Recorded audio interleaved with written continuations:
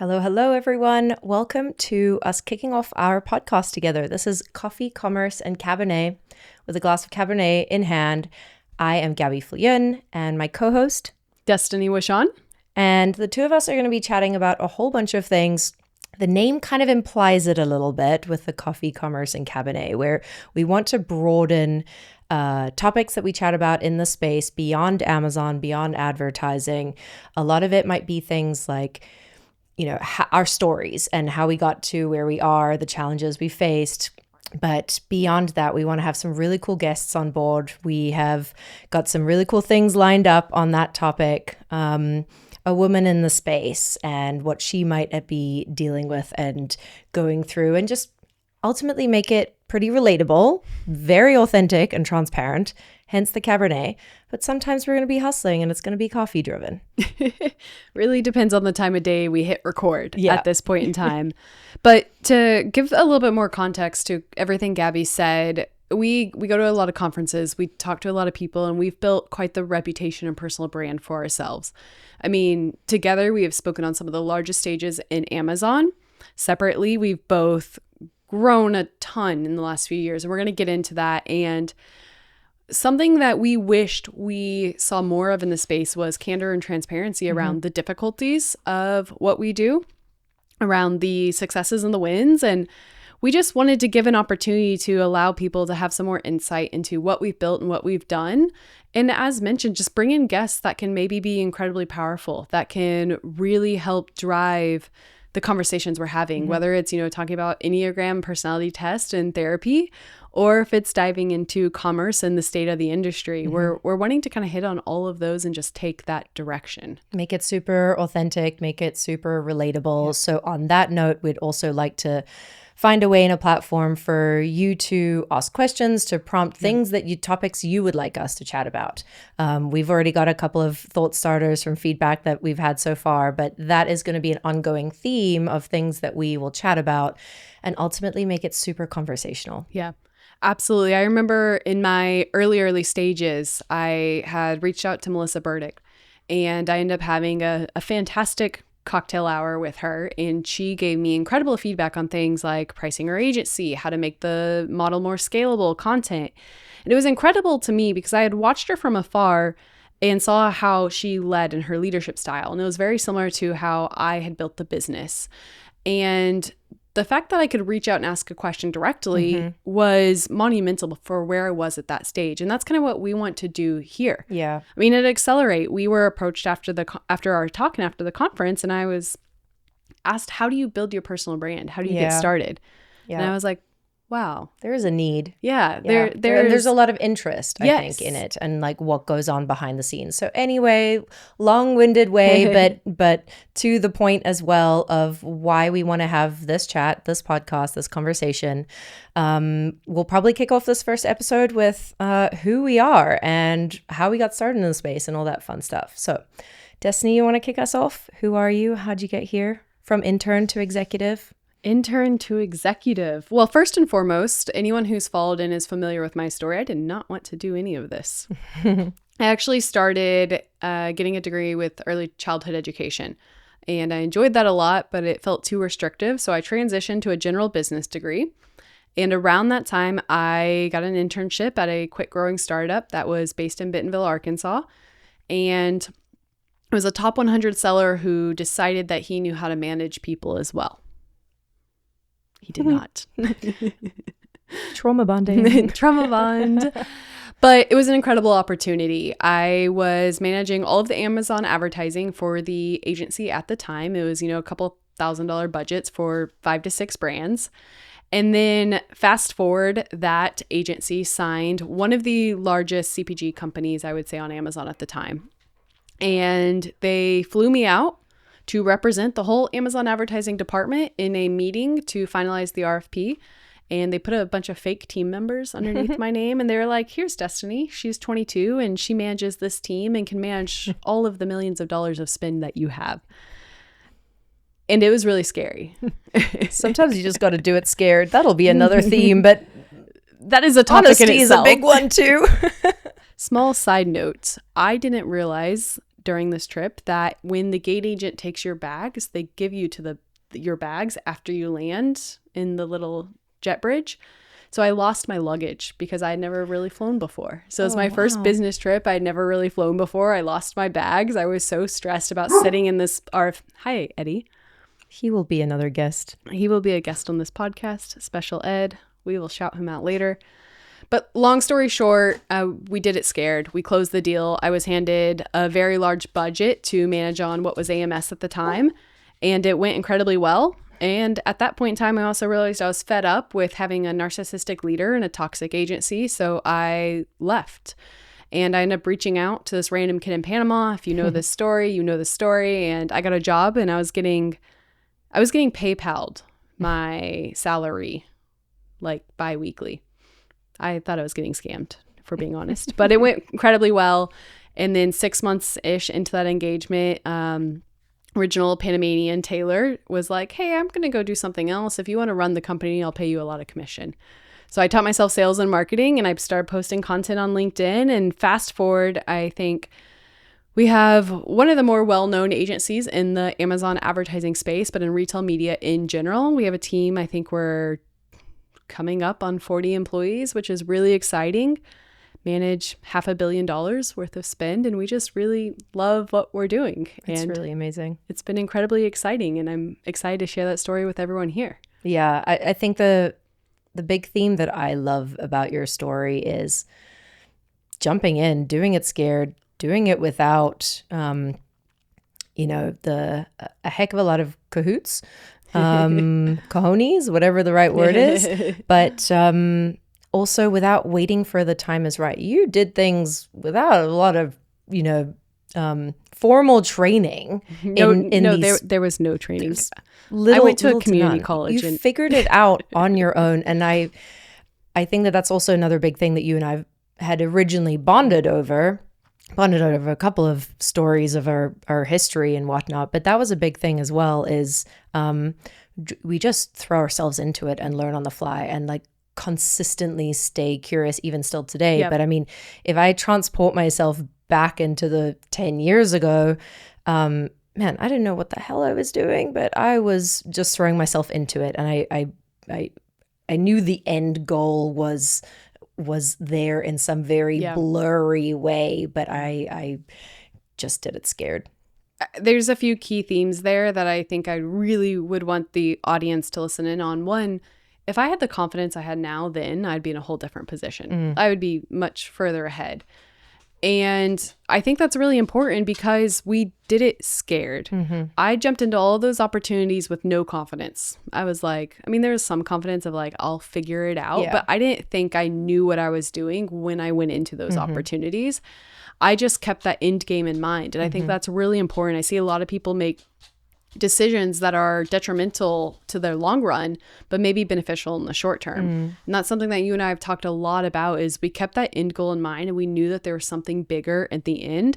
So it made all those small moments of being scared and uncertain. And also I think really reflects in like the work environment that we were able to put up with. We put up with a lot of bullshit in the short term because I knew in the long term it would pay off. Yeah. Another thing we won't spend the time on it now, but I absolutely see it in our future episode, is talking about our athletic history and the confidence that basically you bet on yourself.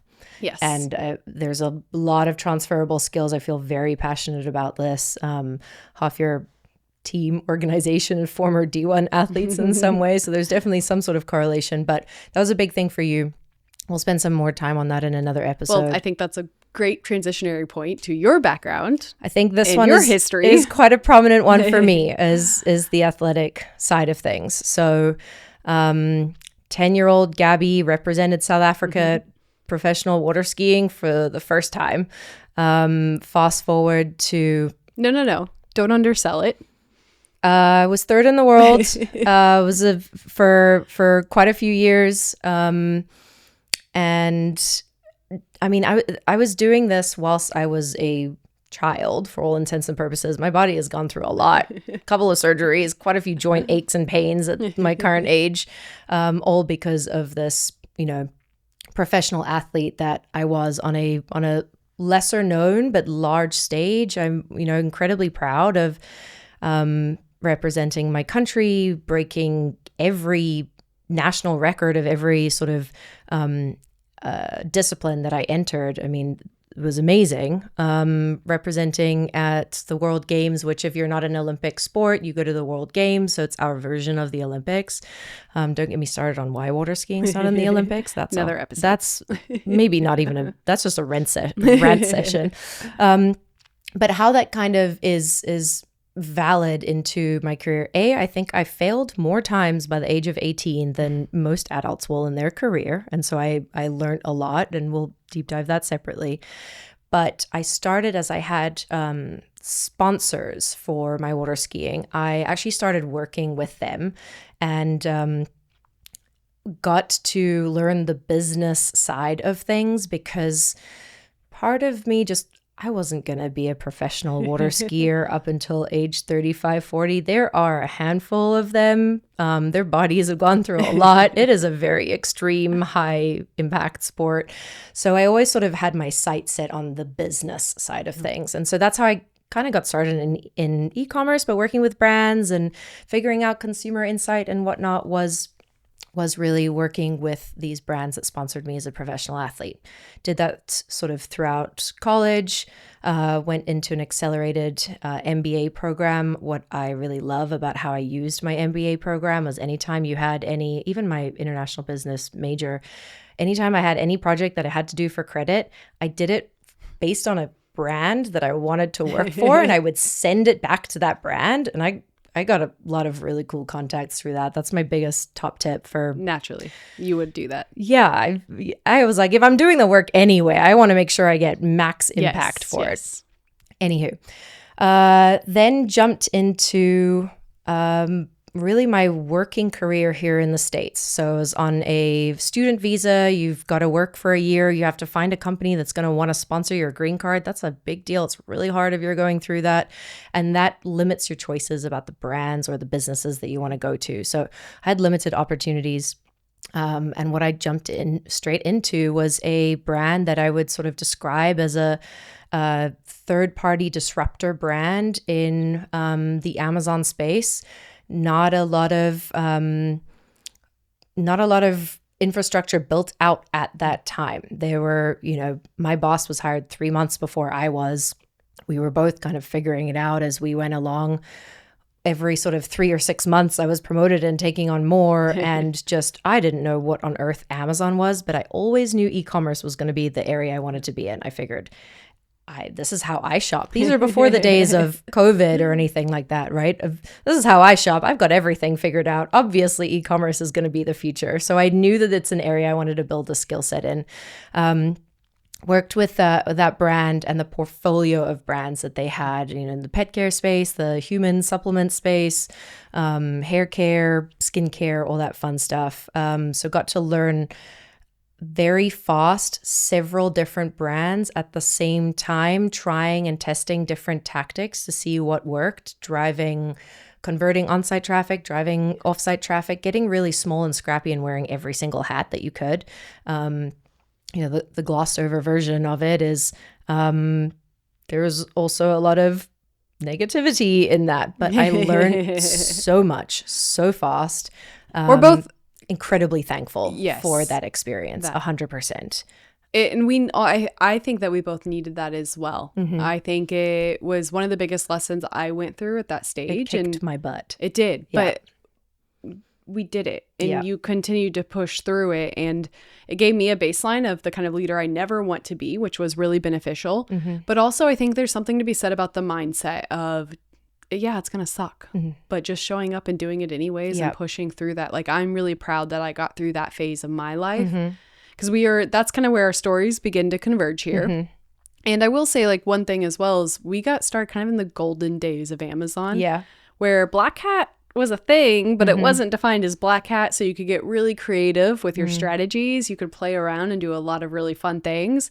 And I think that background helped me understand so much more about like the algorithm and everything else, and just thinking creatively. Yeah, absolutely.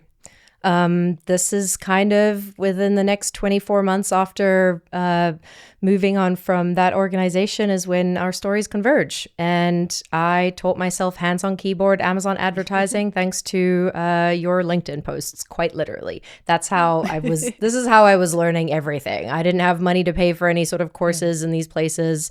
Had very thankful that I had my formal education and whatnot, but they don't teach you how to do your taxes and those things. It's like hold on.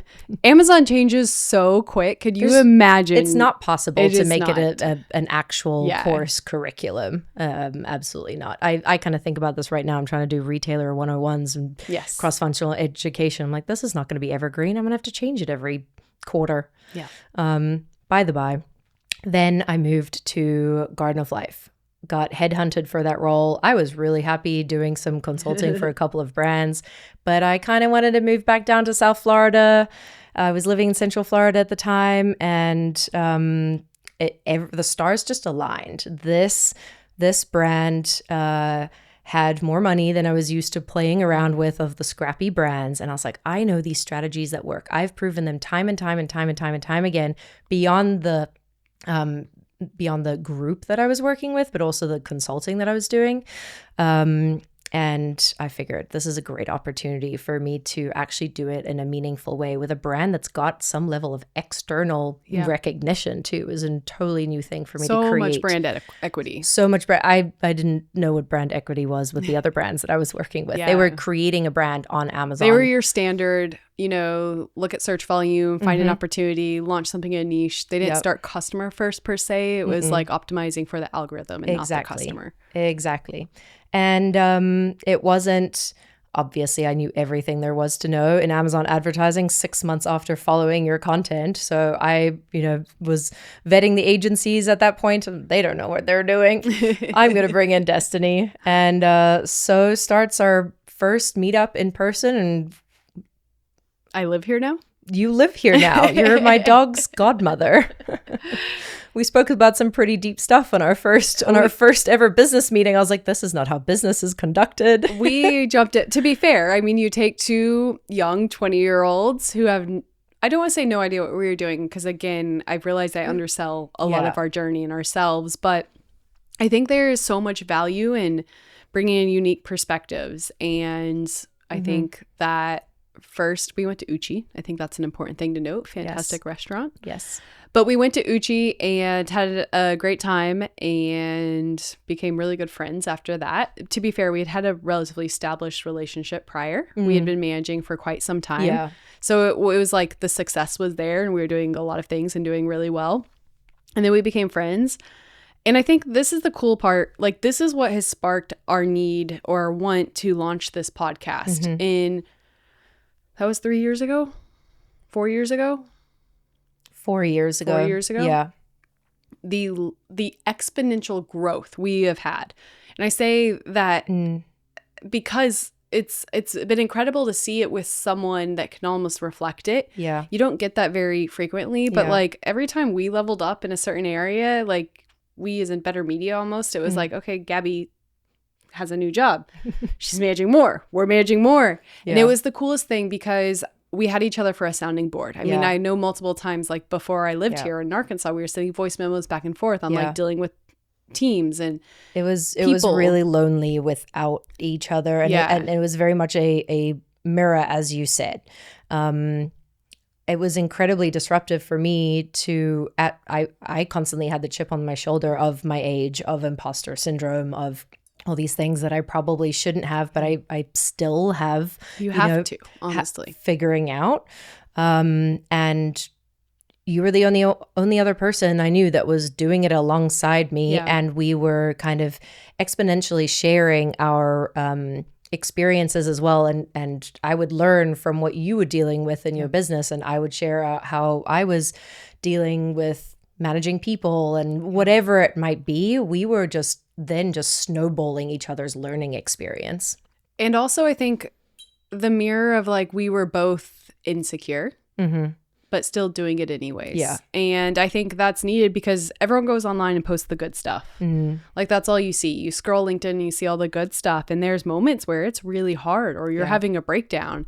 And I think you think that no one else in the space is dealing with that because they're not sharing candidly. Yeah. I think that was also something that I really needed during that massive growth phase. And I think it's something that we have now, I think, taken probably to the next level in terms of like growth and being each other's like career coach. But it's something that I think we have an opportunity to help others with and be really candid with and kind of share those moments and like those growth milestones that we went through. And again, just the candor of like, hey. Yeah. And that is why we were here. Yeah. Cheers. Cheers to that. Clink. The church bell of the wine glass. It's not really giving the same effect we're going for here. On that note, can you tell us about this wine? Oh, yes, I can. I am excited. Went back and forth about whether I picked out a South African wine for the first one, but I didn't this time. This is, I think it might actually be Dom de Siena's, one of his favorite wines. So shout out Dom. Yeah, shout out I think Dom. he introduced me to this one. Napa Valley, it is Quilt Cab Sav. Naturally, we aren't always going to have Cabernet. I'm going to make us try different wines because I'm on a journey to try as many wines and rate them on Vivino as much as possible. This is a very beautiful, smooth, well-balanced, full-bodied Cabernet. Aren't we all? I would give it a 4.3. I think that's what I have it rated. I love it. I love it. Sense. It's very similar to Silver Oaks. Yes. It's great. Yep.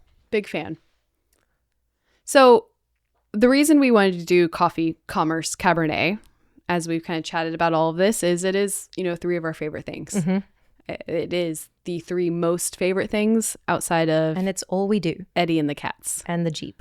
And the beach Jeep. But we're usually going with Eddie and the cats and the beach Jeep to coffee. Or work, which is commerce or Cabernet. That Yes. is how we spend 99% of our time. Absolutely. So we thought we could bring them all together and have fun wine chats at the end of the day when we're wanting to maybe talk about something a little bit more stressful, or we could wake up and talk about coffee and all of the chaos that's happening in the industry, or we can just talk about commerce and what our day-to-day lives are like and our new leadership lessons. Yes. A lot of those changing day by day.